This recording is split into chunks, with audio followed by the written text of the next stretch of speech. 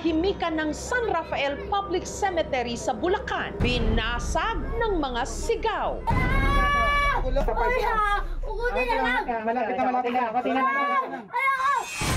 Ang binatilyong ito kasi natuhog ang kanyang hita ng bakal sa bakod. Kuya, sakit! Natatagtag! Sobrang kaba, naawa, tsaka natakot, baka mawala. Pero paniwala ng biktima, hindi lang ito simpleng aksidente. Kung may naano po kami ng gambala sa nicho. Hindi ko kaya! May nagambala nga ba talaga ang binatilyo? Kaya sinapit niya ito? Kuya, sakit! Hindi ko kaya! Meron na namang batang natuhog sa bakal? Ulit-ulit?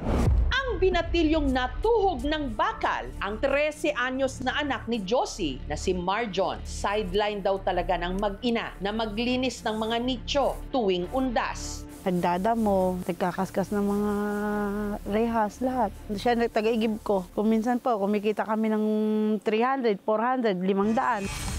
Pagkapananghali, umuwi sila. Pero si Marjon, bumalik raw sa sementeryo kasama ang kaibigan niyang si Mark. Hindi niya tunay na pangalan. Punta po ako kay mama. Lilinisin ko po sa amin yung puntod niya. Pagdating sa bahaging ito ng sementeryo, kinailangan nilang mag-over the bakod. Hanggang dito po yung bakod. Hakbang po si Tomart, snow po sa amin. Pero si Marjon, nadulas.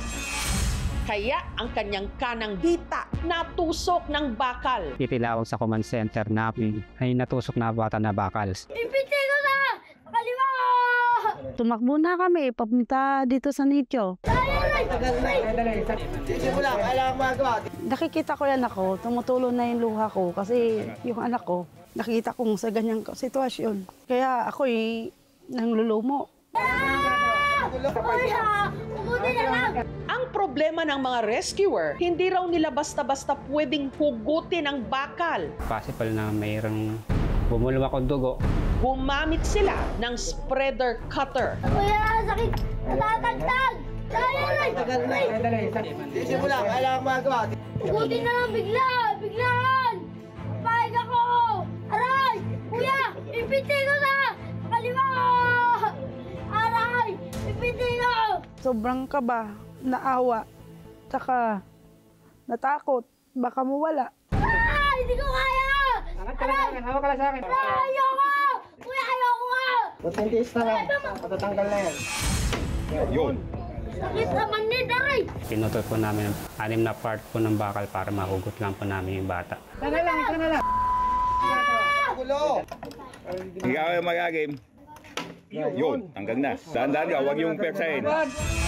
Hanggang sa ang bakal na bakod, tuluyan na nilang naputol. Si Marjon agad isinugod sa Bulacan Medical Center. Ang bakal na bumaon sa kanyang hita, umabot ng 2 inches ang lalim. Inuna muna namin na ma-x-ray. Kinonsider kasi namin kung umabot ba ito sa parte din ng malaking buto natin sa hita. Yung bakal, ito siya. And then, hindi siya nag-penetrate papasok dun sa malapit dun sa buto.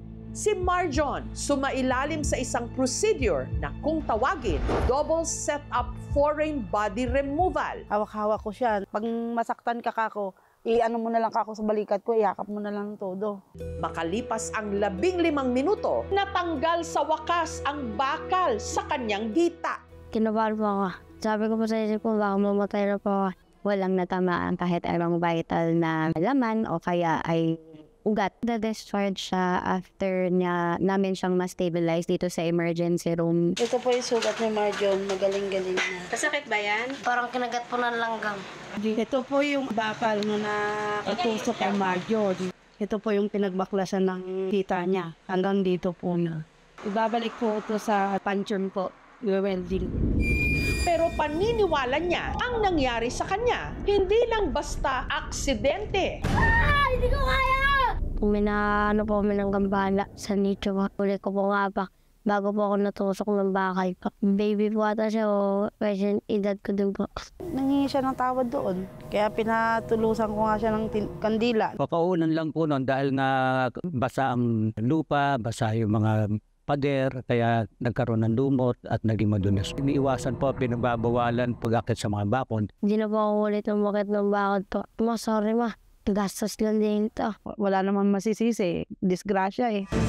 Makailang ulit pong isipin ang bawat pagkilos dahil minsan sa isang maling hakbang,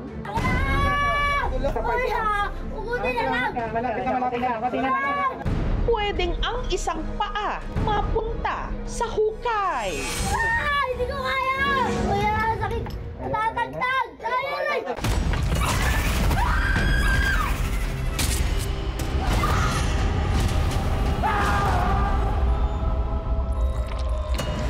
Alangga ko ikaw, Apo. Alangga ko man, Kaula. Ba't ka nagsiman? Maharap ko to eh. Para kay Lola din. Hindi ko na ho alam, hindi ko naiintindihan kung anong nangyari sa kanya. Makakasiguro kayong gagawin namin ng lahat para sa kanya. Wala ka ba talaga nakita, Arner? Wala ka narinig? May gumagala na berbalang dito sa atin.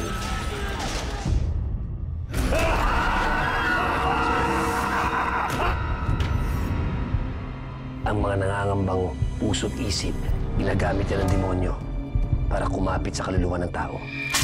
Alam mo kung sino yung dapat mong ipagdasal na hindi mo makita?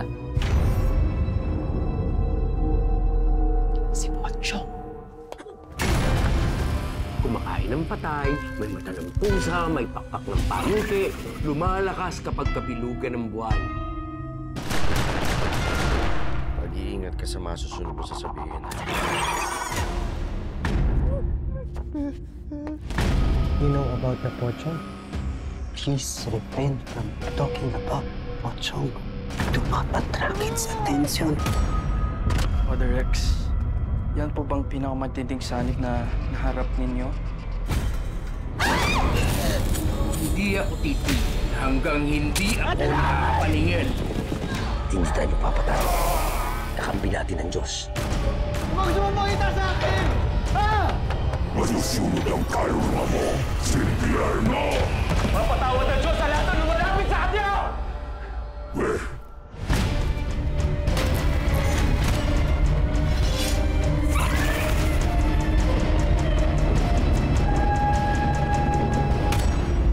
Ito po si Jessica Soho at ito ang Gabi ng Lagim.